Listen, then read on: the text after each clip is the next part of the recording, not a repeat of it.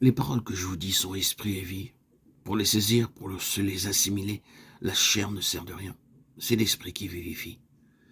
L'esprit de vie qui demeure en nous. C'est à ce que nous enseigne l'histoire des Juifs du temps de Christ. Ils se croyaient pleins de zèle pour Dieu et sa parole, mais tout ce zèle se portait sur l'interprétation humaine de la parole de Dieu.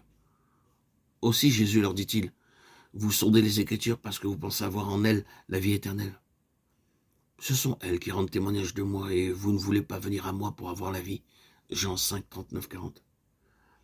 Ils avaient en effet confiance aux Écritures pour être conduits par elles à la vie éternelle. Et pourtant, jamais ils ne discernèrent qu'elles rendaient témoignage de Jésus. Jamais par conséquent, ils ne voulurent aller à lui. Ils n'étudiaient et ne recevaient l'Écriture que selon la lumière de leur intelligence humaine, et non selon la lumière et la puissance de la vie divine devenant leur vie. C'est aussi, là, très souvent la cause d'un peu de vie spirituelle d'un grand nombre de croyants qui pourtant lisent l'Écriture et qui la connaissent bien. Ils ignorent que c'est l'Esprit qui vivifie et que la chair d'intelligence humaine, quelle qu'en soit d'ailleurs la haute portée, ne sert de rien. Ils croient qu'ils ont dans l'Écriture la vie éternelle.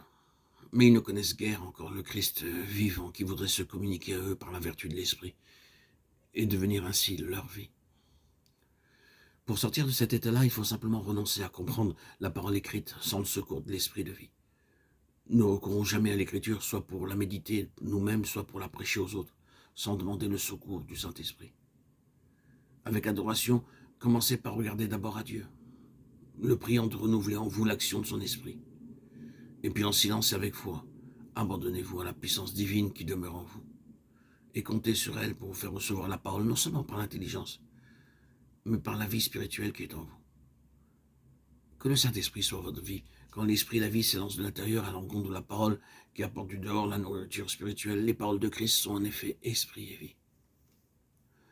À mesure que nous étudions mieux ce que notre Seigneur nous dit de l'Esprit, nous voyons toujours plus clairement que si les paroles du Seigneur sont esprit et vie, le Saint-Esprit doit être en nous, l'esprit même de notre vie.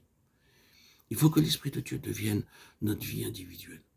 C'est au-delà de notre esprit, au-delà de nos sentiments et de notre volonté que nous devons chercher le principe vivant de toutes ces facultés.